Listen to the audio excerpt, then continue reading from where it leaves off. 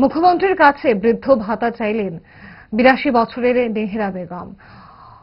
বৃদ্ধা নেহেরা বেগমের আর্জিতে কান দেয়নি জম্পুজলা ব্লকের চিকনছড়া ইডিসি ভিলেজ প্রশাসন। ভিলেজের ৪ নম্বর ওয়ার্ডের দক্ষিণামপাড়া এলাকার বাসিন্দা নেহেরা বেগমের অভিযোগ, বহুবার আবেদনের পরেও তার ভাতার আবেদন বিবেচনায় আনেননি ভিলেজ প্রশাসন। শরীরের কর্মক্ষমতা হারিয়েছেন বহু আগেই।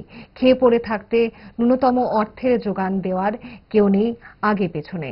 তাই মুখ্যমন্ত্রীর কাছে আর্জি রাখলেন বৃদ্ধা নেহেরা বেগম।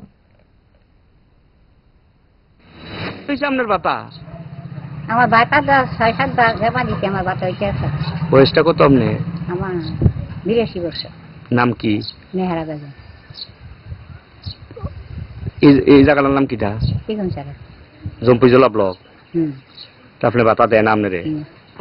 আপনি কেমনে মানে খান কেমনে? কাজ কিটা করেন? কি কাজ? আমি কাজ করতে পারি। গরিব মানুষ। তো এখন আপনি কি চাইতেছে? এখন আমি বাতা থাকতে কার কাছে? মুখ্যমন্ত্রীর কাছে।